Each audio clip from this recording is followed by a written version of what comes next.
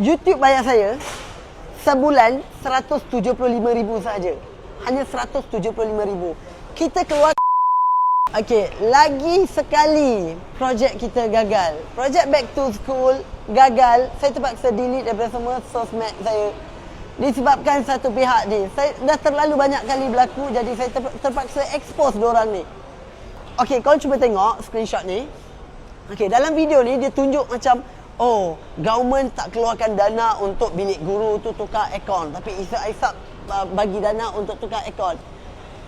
Non-educated fella, tak berpelajaran ni manusia. Government nak turunkan duit sampai ke peringkat selepas masalah tu berlaku, selepas aircon rosak, dia ada beberapa peringkat yang perlu cikgu pergi untuk dapat kelulusan dana.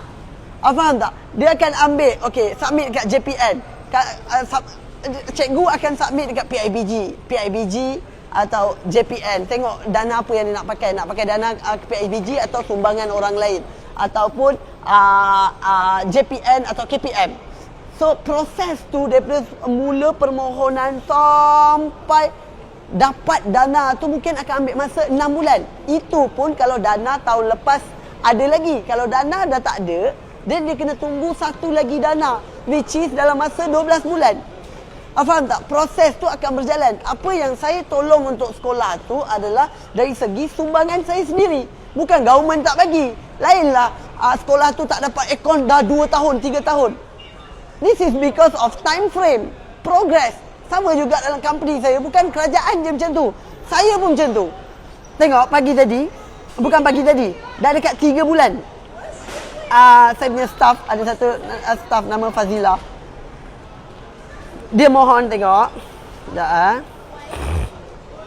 Ana. Okey. Ini dalam company saya.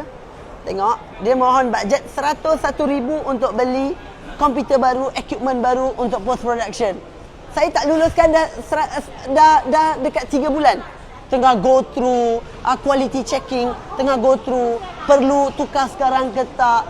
Semua proses tu akan berjalan untuk sampai. Jadi ni bukan salah KPM ke salah apa. Faham tak? Korang kena faham betapa susahnya saya nak kekalkan relationship dengan government. Sama juga dengan kes maritim hari tu.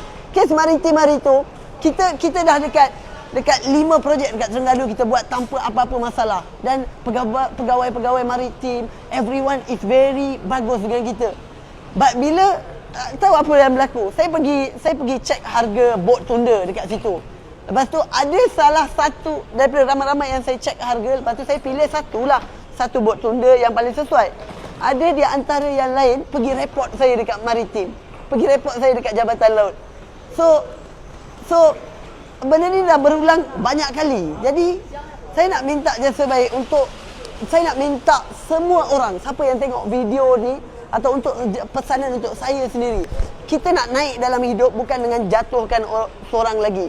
Sama juga untuk video Back to School ni. Dia nak dapatkan political mileage dia. Dia nak bantai kerajaan. Tapi kenapa perlu buat something yang boleh jatuhkan kita? Faham tak? You can do with your own. Pergi berdebat ke, pergi apa-apa kau nak buat, rusuhan tak bagus lah. Pergi buat apa orang panggil, hidup, turun. Itu masalah kau pergi buat benda tu. Kenapa nak jatuhkan satu lagi entiti untuk kau naik?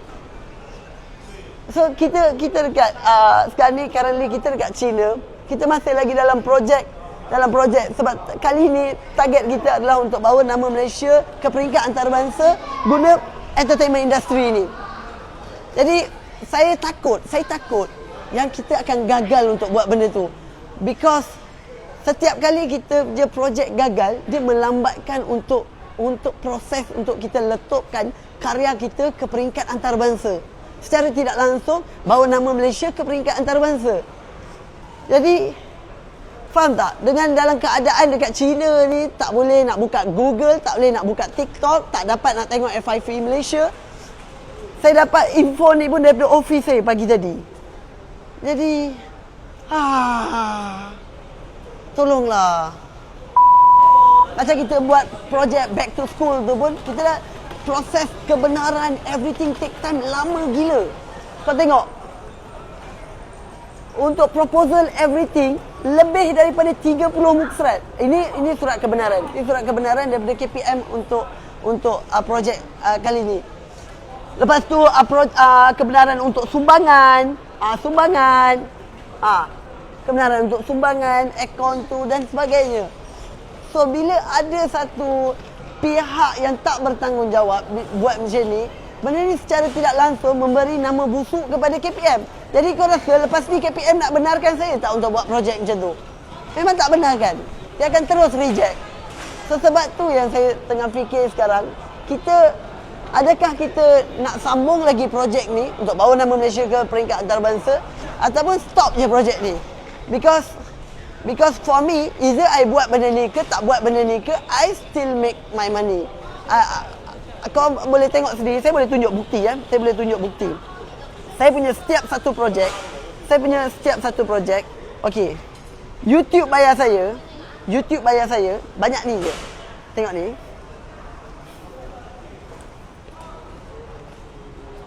YouTube bayar saya. Nah. YouTube bayar saya sebulan 175,000 sahaja. Hanya 175,000. Kita keluarkan bajet untuk konten lebih daripada RM500,000 sebulan. Jadi tak sama ada dengan YouTube atau tak ada dengan YouTube, saya still boleh make money dengan ada perniagaan kita. But kali ni solely memang saya nak 100% untuk buat something yang boleh tinggalkan nama kita dalam sejarah. Tinggalkan nama kita dalam orang-orang yang pernah berbakti kepada negara. Faham tak? Jadi something big. Kita nak buat something big.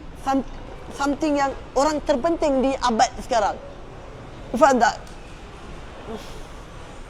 Jadi tolonglah. Please. I'm begging. Please. Kita jadi